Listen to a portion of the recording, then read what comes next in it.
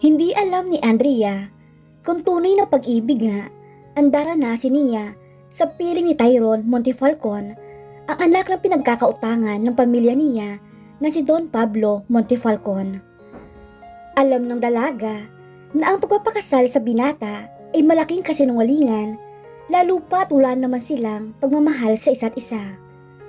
Mabigat mang pagsubok sa buhay niya ang pagpayag sa kasalang iyon, ay wala na siya magagawa pa at hindi na rin siya makakatanggi dahil sa isang malaking rason. Magandang araw, Angels! Samahan niyo po sana ako muli sa isa na namang series story na aking handog na sana ay magbigay inspirasyon sa bawat isa. Tunghayan po natin ang unang kabanata ng ating kwento, The Billionaire Marriage Contract. Pero bago tayo magpatuloy, kung bago ka pa lamang sa aking channel, ay pakilike po ng ating video. Paklik din ang subscribe button, gayon din ang bell icon, para lagi kayong updated sa mga parating ko pang uploads. Sabihin mo lang kung hindi mo to kaya, Andrea. Gagawa ko ng paraan para hindi matuloy ang malaking kalokohang ito, sabi sa kanya ng ate Makinia. Umiling ang dalaga at pilit nanginitian ng kapatid. Kahit kailan, inapakamaintindihin ito sa kanya. Mas malapit siya rito kaysa kay ate Majo niya. Gayunman, kahit magkakaiba ang mga ugali nila magkakapatid, ay hindi iyon naging hadlang para hindi sila magkasundo at ipakita ang pagmamahal nila sa isa't isa. Ayos lang ako, ate. Huwag kayong mag-alala sa akin ni ate Majo. Sa tingin mo ba pababayaan ako ng isang Montefalcon? Nagsalubong ang mga kilay nito. Tila hindi kumbinsido sa sinabi niya. Bagaman sigurado sila na mabuting tao ang dating alkalde ng bayan nila na si Don Pablo Montefalcon, ang pinakamayaman sa probinsya nila at kaibigan ng kanilang namayapang papa, inag-aalangan pa rin ng mga ate niya sa magiging buhay niya sa piling na nag-iisang tagapagmana na si Tyrone. Ang totoo, kahit pilit na sinasabi niya sa sarili na para sa kapakanan nila ang gagawin niya, ay hindi niya maiwasang hindi matakot at mangamba na baka nga totoo ang mga sabi-sabi sa kanilang bayan na isa raw salbahing anak ang lalaki na katakda niyang pakasalan. Noong una ay hindi siya naniniwala roon. Pero nang marinig niya mismo sa bibig ni Don Pablo na may katigasan nga ang ulo at may pagka-istrikto ang anak nito, ay parang bigla ay gusto niyang bawiin ang pag-oo niya noon dito na pakasalan si Tyrone. 5 taon pa lamang siya nang una niyang makita si Tyrone na ang lalaki noon ay 11 taong gulang, kaya wala siyang kaidiya-idiya kung ano na ang itsura ng lalaki na kay tagal nang hindi nagpapakita sa bayan nila. Ang balita niya ay lagi itong nasa iba't ibang bansa para maglimayon.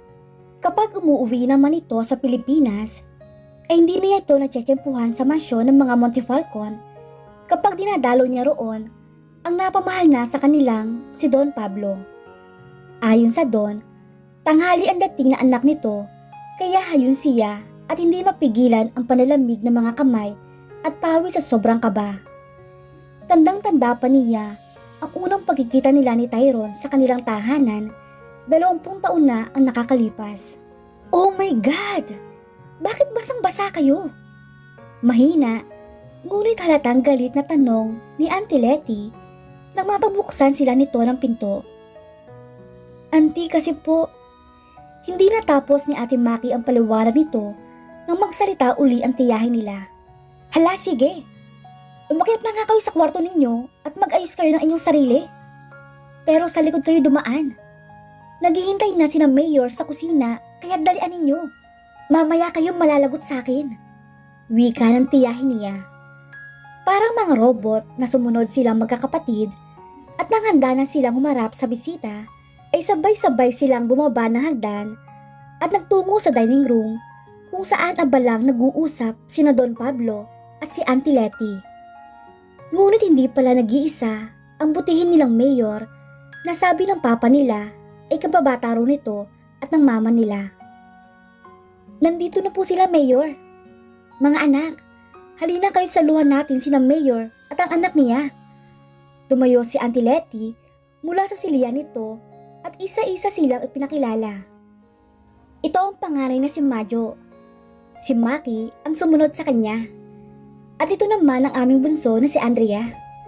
Maluwang ang ngiti na ibinigay ni Don Pablo sa kanilang magkakapatid. Alam nila noon pa man na mabuting tao ito. Pagsuyo at pagkagiliw ang nababanaag niya sa mga mata nito. Ngunit kapansin-pansin ang kawalan ng interes ng batang lalaking katabi nito na nilalaro ang hawak na kubyerto sa plato nito na may kanin. Hello young ladies, kilala niyo pa ba ako? Call me Tito Pablo. Kaibigan ako ng inyong mga magulang. Pinagtaasan lang ni Ate Majo ng isang kilay si Don Pablo, samantalang magalang nang umiti at yumuko si Ate Maki niya. Ginaya niya ang ginawa ng Ate Maki niya, pero kimingiti lang ang ipinagkaloob niya sa Don. Napatingin si Andrea sa batang lalaki na sa tansya niya ay kaedad ng Ate Majo niya. Bad yan! Hindi mo dapat pinaglalaroan ng food na binibigay ni Jesus, sabi ni Andrea sa batang lalaki. Pasimpleng siniko siya ni Ate Maki. Mukhang pati ito ay hindi makapaniwala sa sinabi niya. Nang tawagin siya ni Auntie Letty, inapayuko si Andrea pero hindi siya humingi ng paumanhin sa mga bisita nila. Ang turo kasi ng mama niya ay masamang paglaruan ng pagkain, kaya para sa kanya, kasalanan ang ginawa ng batang lalaki. Natawa naman si Don Pablo. Pasensya ka na iha sa anak ko. Tiningnan nito ang batang lalaki na katabi nito. Tyrone, mag-apologize ka sa kanila. Wika ng Don. Padarag na binitiwan ng batang, si Tyrone pala ang pangalan, ang mga hawak na kubyertos nito at saka tiningnan siya ng pailalim. Bagya siyang natakot sa mga mata nito at sa paraan ng pagtitig nito. Alam niyang bagay dito ang pangalang Tyrone. Iba ito kung makatingin at parang kumikilatis ang tao ang mga mata nito. Pero hindi niya ipagkakaila na ang lakas ng karisma ng binata. Ngunit agad na nawala ang talim ng tingin nito sa kanya nang ngumiti ito. Bagaman parang may kakaibang ibig sabihin ang ngiting iyon, ay hindi pa rin maiwasan ni Andrea na makaramdam ng takot sa ganda ng ngiti nito. Kung ano man ang kalokohang tumatakbo sa isip ni Tyrone ay wala siyang idea. Siya, Dad. Siya ang gusto kong ipakasal ninyo sa akin pagdating ng araw na sinasabi ninyo. Wika ni Tyrone. Kung nagulat ang mga ate niya sa sinabi ni Tyrone, habang sina Auntie Letty at Don Pablo naman ay mukhang alam ang pinagsasabi nito, siya naman inapatanga lamang dito. Si Andrea napili mo, Tyrone? Tila paniniyak ni Auntie Letty. Hindi mo ba gusto itong si Maki? O si Majo kaya? Total halos magkaedad lamang kayong dalawa. Humalukop-kip si Tyrone na animo isang matanda kung kumilos at magsalita. Siya ang pinipili ko para pakasalan. Siguro naman, pwede na akong umalis dahil nagawa ko na ang gusto mo, Dad. Kung ayaw mo pa rin sa akin desisyon, mabuting umalis na lamang ako. Tyrone, umayos ka. Mahinang saway ni Don Pablo. Iginagalang ko kung ano ang desisyon mo, Tyrone. Tila napipilitang sabi ni Auntie Letty. Nagtatanong at nag-aakusa at tingi ipinukol ng mga kapatid niya sa kanilang tiyahin na pasimpleng pinandilatan ang mga ate niya. Anong ibig niyang sabihin? Naguguluhang tanong ni Andrea sa isip. Naputol ang pagbabalik tanaw ni Andrea.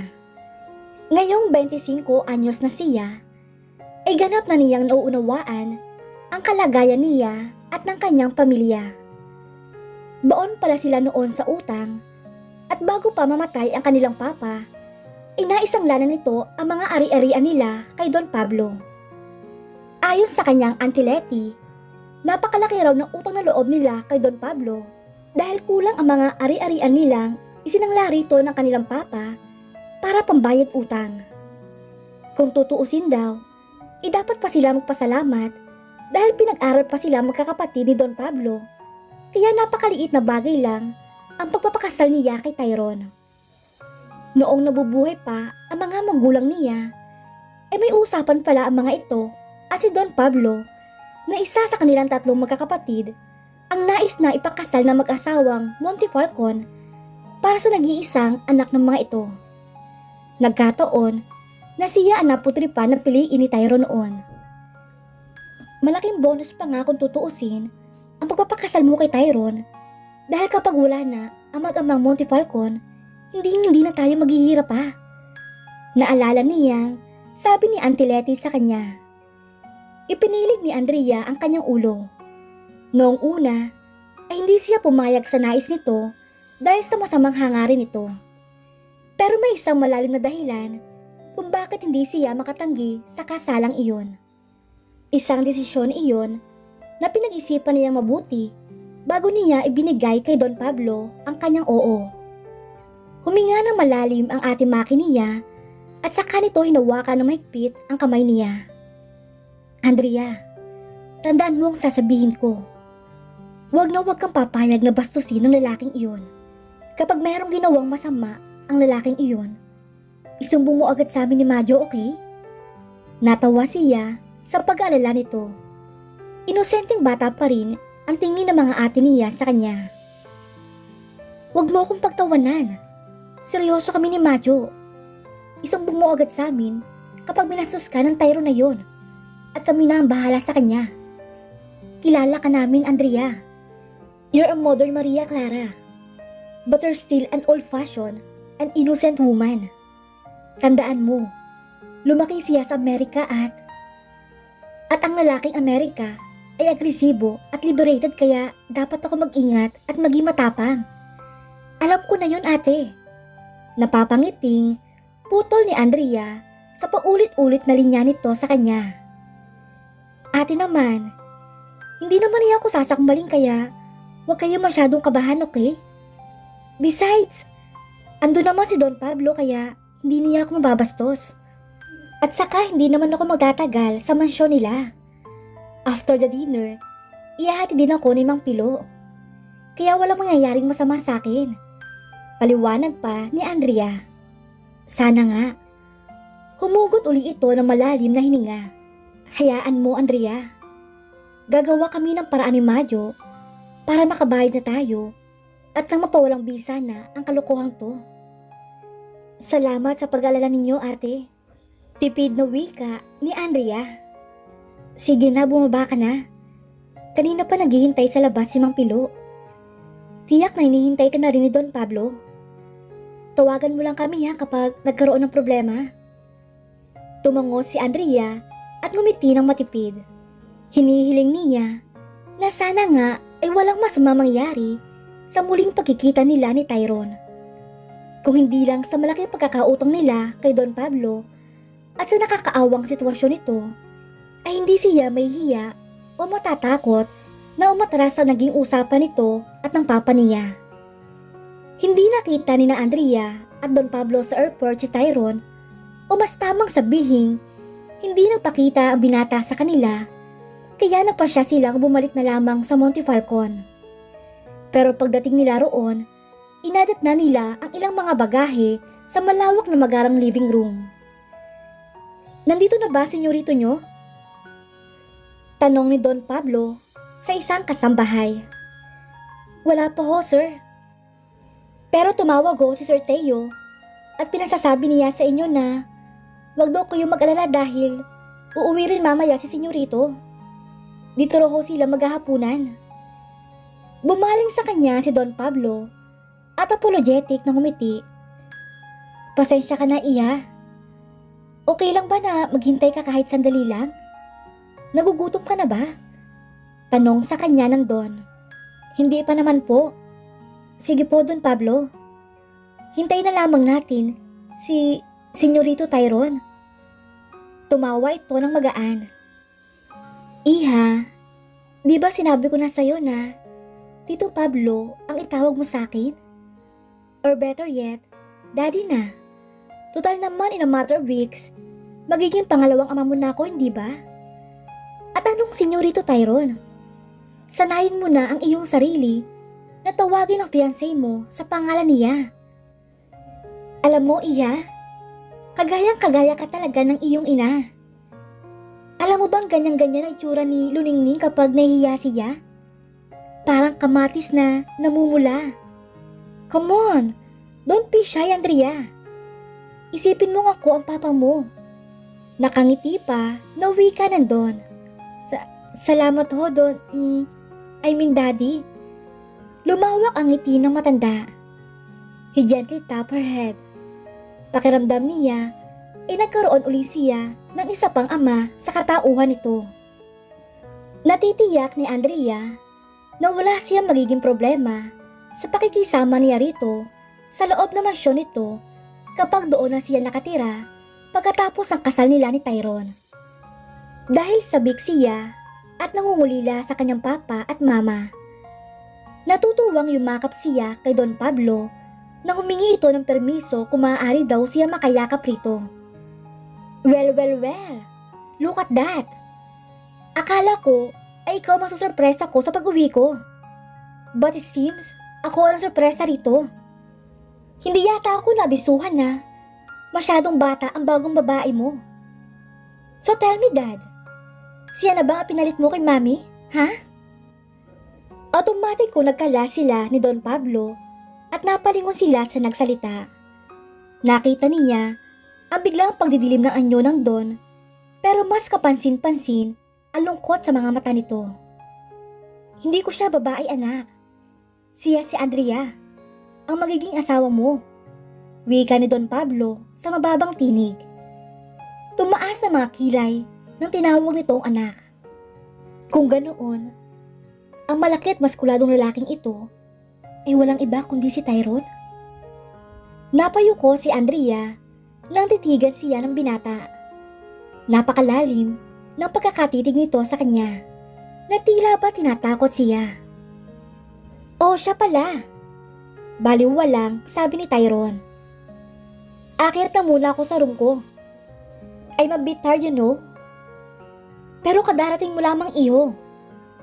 Matatanggap ko pang hindi mo ko yakapin. Pero ang pakitaan mo ng ganyang pag-ugali, ang babaeng magiging asawa mo, ay hindi naman tama. At hindi ko yata matatanggap iyon. Hindi mo man lamang bababatiin si Andrea?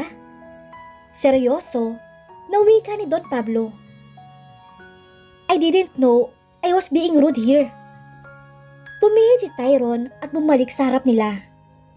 Napalunok si Andrea nang muli magtagpo ang mga mata nila. Puno ng panalamig at disappointment ang mababasa sa mga mata ng binata. Hindi man lang ito kumurap-kurap habang nakatitig sa kanya. Dahil doon, nadagdagan ang balasik na anyo nito sa kabila ng kagwapuhan nito. Sa laking tao nito, hindi man lamang umabot ang ulo niya sa dibdib nito, kaya kinakailangan pa niyang tumingala rito. Sorry for my rudeness, darling. Puno ng sarkasmong, paumanhin nito sa kanya. Magsasalita pa sana si Andrea, pero nang mabilis na bumaba ang mukha nito sa mukha niya, habang nakahawak ito sa magkabilang pisngi niya, nakalimutan na niya ang sasabihin. Sa sobrang gulat niya, inanlaki ang mga mata niya nang lumapat ang mga labi nito sa mga labi niya. Hindi niya alam kung gaano kabilis ang halik nito sa kanya bilang pagbati. Namalaya na lamang ng dalaga nang wala na ito sa harap niya. Narinig niyang may sinabi si Don Pablo, pero wala na siyang tamang huwisyo para maintindihan ito. Naramdaman ni Andrea ang panalamig at panginginig ng buong katawan niya. Bigla rin siyang nakadama ng pagkaliyo. Hindi na niya alam ang mga sumunod na nangyari dahil pagkaraan ng ilang sandali ay pinanawan siya ng ulirat. Sa muling pagtatagpo ni Tyrone at Andrea, maging maayos kaya ang pagsasama nila bilang mag-asawa? At dito na po nagtatapos ang unang kabanata ng ating kwento. Sana ay muli ninyo akong samahan sa mga susunod pang kabanata. Maraming salamat po.